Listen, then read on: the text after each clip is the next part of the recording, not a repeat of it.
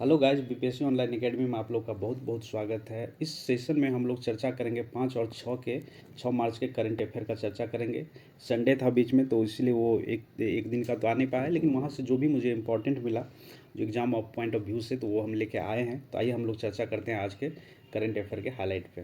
तो आज का पहला हाईलाइट ये है कि एक बुक अभी लॉन्च किया गया है डॉक्टर मनसुख मांडविया के द्वारा, जो आप यहाँ देख सकते हैं, इंडियाज वैकेंसी ग्रोथ स्टोरी। ठीक है, ये बुक का नाम है फ्रॉम कॉपॉक्स टू वैक्सीन मैत्री। तो ये डॉक्टर मनसुख मांडविया के द्वारा प्रगति मैदान में जो अभी बुक मेला चल रहा है, वर्ल्ड बुक फेयर चल रहा है 2023, वहीं पे ये लॉन्च किया गया है। और इस बुक के जो लेखक है वो है सज्जन सिंह यादव जी हैं। और इसमें बेसिकली इंडिया के अचीवमेंट का बात किया गया है कि कैसे वैक्सीन को डेवलप किया या फिर कैसे बनाया, और कैसे वैक्सीन मैत्री की तरह जो कोविड-19 का जो वैक्सीन था उसको कैसे अन्य देशों को बांटा वैक्सीन मैत्री प्रोजेक्ट के तहत। तो उसी बुक की जानकारी इसमें मिलता है। ठीक है, चलिए अगला है कर्नाटक विन संतोष ट्रॉफी। देखिए अभी हाल ही में जो है कर्नाटक जीते हैं संतोष ट्रॉफी, जैसा कि अभी यहाँ आपके इंटरफेस देख सकते हैं। तो ये जो है कर्नाटक है 54 ईयर के बाद ये पहली बार जीते हैं संतोष ट्रॉफी, और ये इसका 5वां टाइटल है। ठीक है, इससे पहले 1968 के पहले ये जीते थे, और तब तक वो 4 ट्रॉफी जीते हुए थे, लेकिन अपने नाम किए थे 4 टाइटल। लेकिन इस बार जो है ये 5वां टाइटल अपने नाम किया है, लेकिन ये जीतने में इनको लग गया लगभग 54 साल के बाद ये जीते हैं। ठीक है, और ये खेला कहाँ गया था, तो ये सऊदी अरब में खेला गया था, सऊदी अरब के रियाद में खेला गया था। और ये किसको हरा के जीते हैं, तो इसके रनर पे जो थे मेघालय थे। और जैसा कि आप लोग जानते हैं कि संतोष ट्रॉफी है किससे संबंधित है, तो ये फुटबॉल से संबंधित है। तो ये आपको याद रखना है इतना। अगर हम लोग संतोष ट्रॉफी की बात कर ले, संतोष ट्रॉफी जो है ये नेशनल लेवल का फुटबॉल गेम ऑर्गेनाइज किया जाता है। नेशनल लेवल का फुटबॉल गेम ऑर्गेनाइज किया जाता है इनके द्वारा, under the all India football federation के तहत करते हैं। और सबसे ज़्यादा संतोष ट्रॉफी को जीतने वाले जो स्टेट है वो कौन है, वेस्ट बंगाल, जो कि 32 बार अपने नाम ये संतोष ट्रॉफी किए हैं। और कर्नाटक इस बार 5वां टाइटल जीते हैं। ठीक है, और ये 5वां जीतने में इनको कितने लगभग 54 साल के बाद ये जीते हैं। तो इतना याद रखना आपको।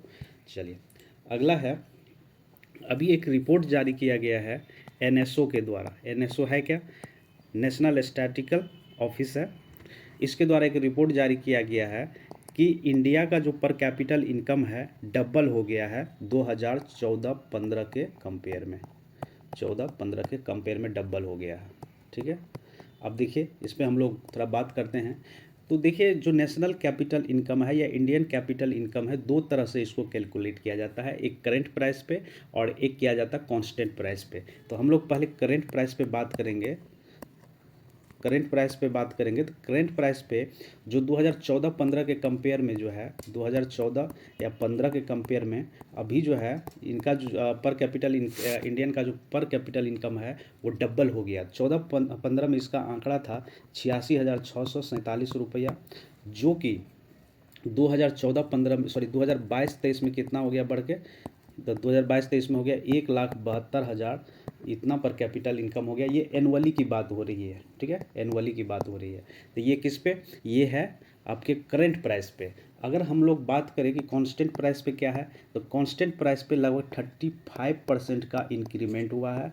अगर 2014-15 की बात करें तो 2014-15 में 72,805 था पर कैपिटल इनकम इंडिया का एट द कांस्टेंट प्राइस। और यही 2022-23 में कितना, 2022-23 में कितना हो गया, तो 2022-23 में बढ़ के हो गया 98,118, मतलब कि 98,118 रुपया हो गया।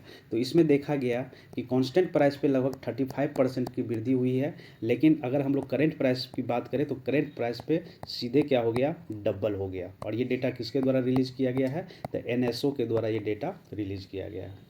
ठीक, आई होप कि समझ में आया होगा ये। अभी देखिए यहाँ पे एक मॉ साइन किया गया है नाडा के द्वारा, नाडा एनसीईआरटी के द्वारा एक मॉ साइन किया गया है। नाडा क्या है पहले ये हम लोग देख लेते हैं। नाडा है नेशनल एंटी डोपिंग एजेंसी, जो कि आते हैं under the ministry of the sport.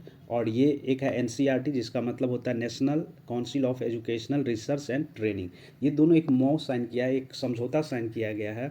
इसमें क्या करेगा कि empower to the sport education in the school, मतलब स्कूल में क्या करेगा, स्पोर्ट एजुकेशन को बढ़ावा दिया जाएगा। ठीक है, इसका एम क्या है, collaboration to aim raise the awareness about the clean sport and promote the sport value, मतलब स्पोर्ट वैल्यू को क्या करेगा, प्रमोट किया जाएगा स्कूल में। ठीक, तो ये और देखिए, ये promote the UNESCO value based sport education tool kit in the every classroom. UNESCO का जो एक स्कीम है, एक स्कीम कह सकते हैं, एक मिशन है, जो कि हर स्कूल में क्या किया जाए कि स्पोर्ट एजुकेशन को भी बढ़ावा दिया जाए, तो उसको भी ये सपोर्ट करता है। तो ये याद रखना आपको, नाडा और एनसीईआरटी जो अभी साइन किए हैं वो स्पोर्ट एजुकेशन को प्रमोट करने के लिए किया गया है स्कूल में। ठीक है, प्रमोट करने के लिए, तो ये आपको याद रखना है। चलिए, नेक्स्ट है, अभी एक और मोस्ट साइन हुआ है जो इरेडा और ईआईबी के द्वारा साइन किया गया है। अभी किसके लिए साइन किया गया, ये हम लोग देख लेते हैं। सबसे पहले आप लोग देख लीजिए कि इरेडा और ईआईबी होता क्या है। तो इरेडा जो है Indian renewable energy development agency है, जो ये इंडिया की है। ठीक है, क्या बोले, Indian renewable energy development agency.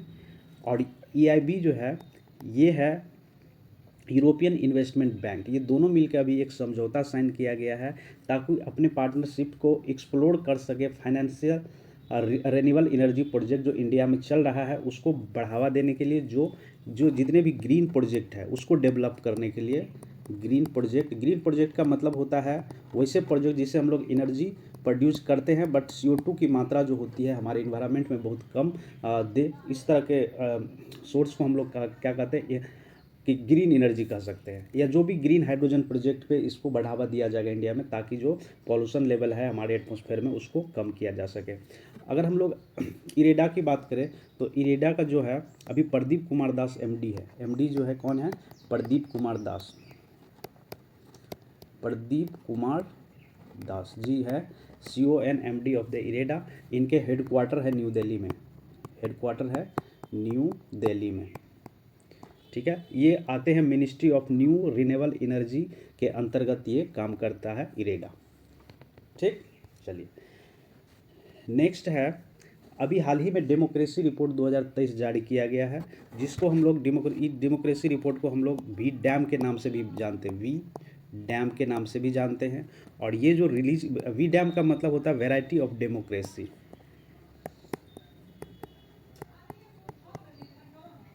Variety of democracy होता है।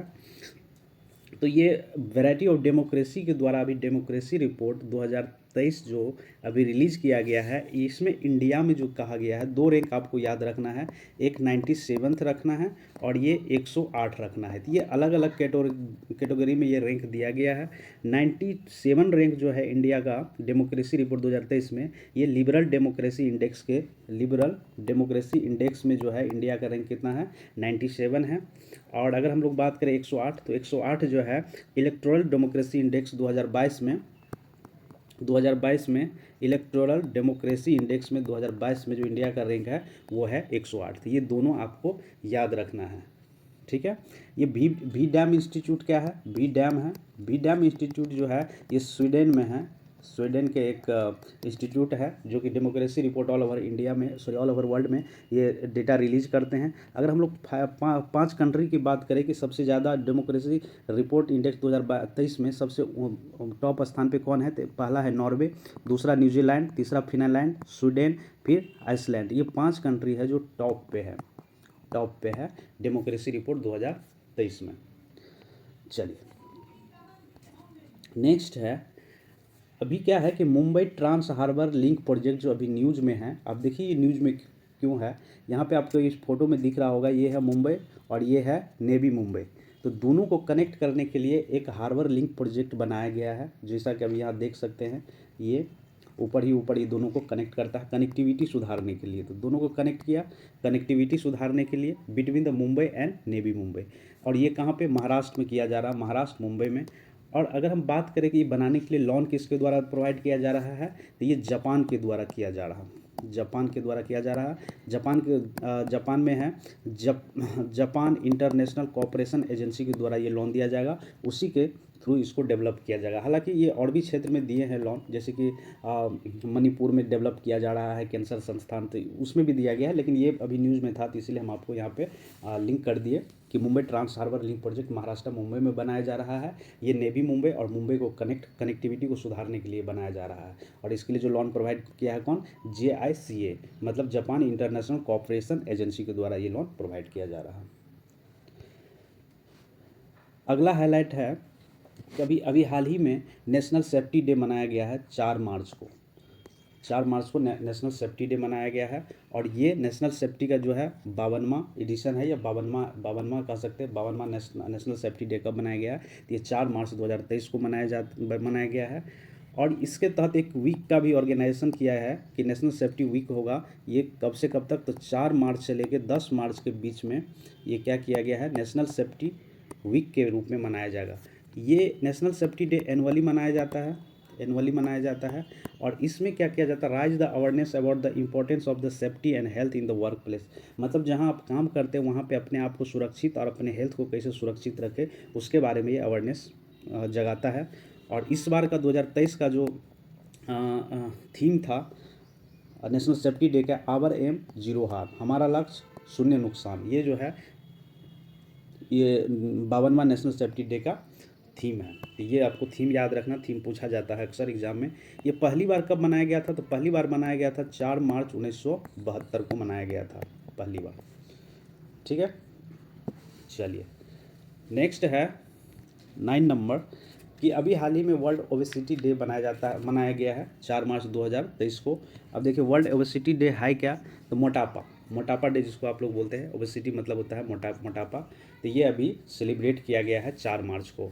इसमें बेसिकली क्या किया गया है कि इसमें भी क्या किया, rise the awareness about the risk of obesity, मतलब मोटापा का क्या रिस्क हो सकता है इसके बारे में किया गया है। और ये जो है प्रमोट करता है कि प्रैक्टिकल सॉल्यूशन, मतलब कि permanent solution to the end of the global obesity, मतलब दुनिया से जो है मोटापा को कैसे कम किया जाए, ये अवेयरनेस फैलाते हैं या इसी के लिए मनाया जाता है। ठीक है, और ये किसके द्वारा मनाया जाता है, तो वर्ल्ड ओबेसिटी फेडरेशन के द्वारा मनाया जाता है, जिसका हेड क्वार्टर है वर्तमान में लंदन UK में है। ठीक है, और इस बार का जो थीम था 2023 का, तो ये था कि लेट्स टॉक अबाउट ओबेसिटी, ये इसका थीम था। तो ये थीम भी आपको याद रखना, ये डेट तो याद रखना ही है, ये थीम आपको याद रखना है। चलिए आज का लास्ट क्वेश्चन हाईलाइट ये है कि अभी हाल ही में मध्य प्रदेश में एक डिस्ट्रिक्ट घोषित किया गया है, 53वां डिस्ट्रिक्ट, जिसका नाम है मऊगंज डिस्ट्रिक्ट। तो मऊगंज मध्य प्रदेश का अब 53वां डिस्ट्रिक्ट के रूप में जाने जाएंगे। ये शिवराज सिंह चौहान हैं जो कि मध्य प्रदेश के CM हैं। इन्होंने भी अभी अनाउंस किया कि 53 डिस्ट्रिक्ट जो है, मतलब 53वां डिस्ट्रिक्ट मऊगंज को घोषित किया गया है। ठीक है, और ये किस डिस्ट्रिक्ट से अलग हुआ है, तो रेवा डिस्ट्रिक्ट का आप लोग नाम सुने होंगे, रेवा डिस्ट्रिक्ट से अलग हुआ है। रेवा डिस्ट्रिक्ट से अलग हुआ है मऊगंज डिस्ट्रिक्ट। यहाँ पे एक और न्यूज़ में है, MP में एक प्रोग्राम यहाँ पे एक स्कीम लॉन्च किया गया है, जिसको बोला जाता है कि लाडली बहन।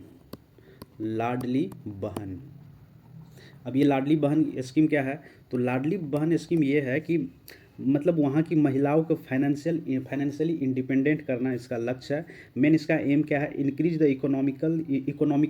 Economic independence of women in the state. मतलब कि इसमें महिलाओं को क्या किया जाता है, इकोनॉमिकली इंडिपेंडेंट किया जाता है। इसमें 1000 रुपया हर महिला को दिया जाएगा पर मंथ। हर महिला तो नहीं कर सकते हैं, लेकिन जो उसमें रजिस्ट्रेशन करवाएंगे उनको मिलेगा, जिनका एज ग्रुप जो है 23 से 60 ईयर के बीच है, तो वो उसका लाभ जो मिलने वाला है लाडली बहन स्कीम का, जिसका एज कितना है 23 साल से 60 साल के बीच है, उनको ये लाभ मिलने वाला है। आई होप कि आज का सेशन आपको समझ में आया होगा। Thank you for watching BPSC online academy. मिलते हैं अगले वीडियो में, तब तक के लिए थैंक यू। अगर पसंद आया है सेशन तो लाइक करिए, शेयर करिए, सब्सक्राइब करिए। Thank you.